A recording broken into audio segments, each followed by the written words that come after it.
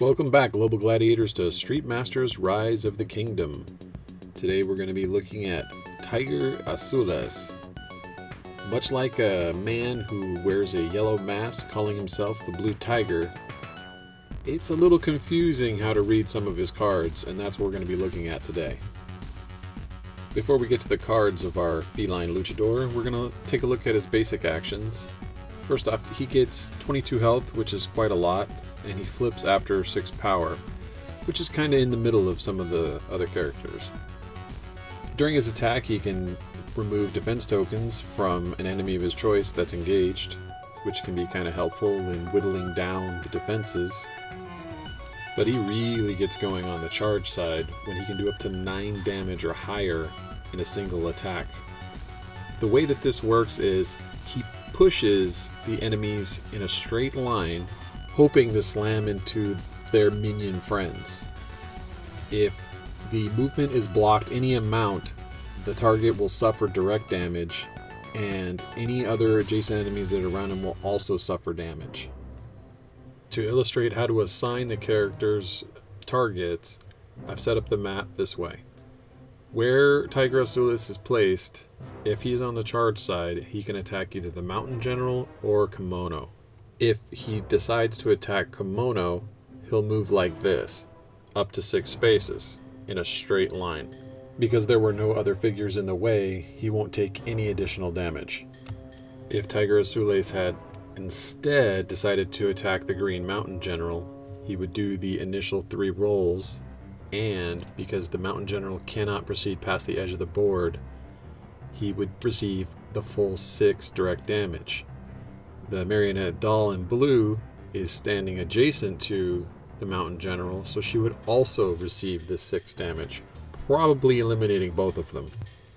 This makes board positioning very important to Tiger Azules, and he has some movement options, like with Rolling Suplex, where he can switch positions with different enemies in order to get a better directionality for the next attack.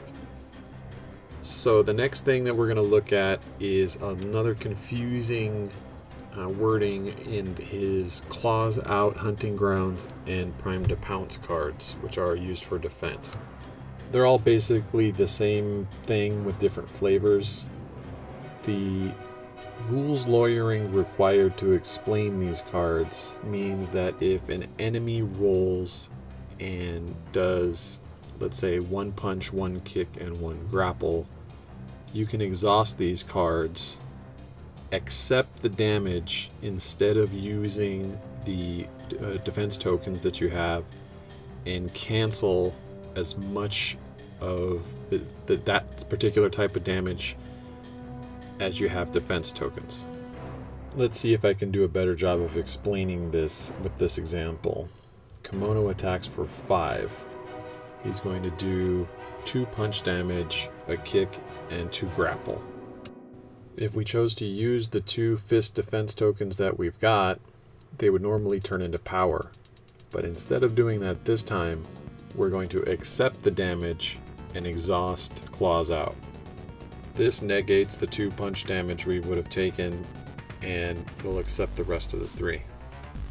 This may not seem completely useful in the beginning, when maybe you want to flip and you need the power tokens that otherwise blocking would allow you to receive. However, there are times, depending on the stage, when you really want to hold on to those defense tokens because you may have to spend them on objectives.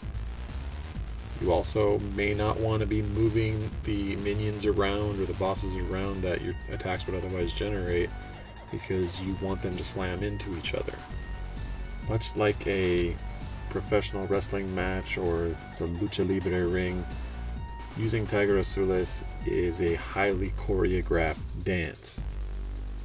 If you master it, you can do amazing things. If you have any other questions, feel free to leave me a comment. I'll try to get to it. Otherwise, have a good day.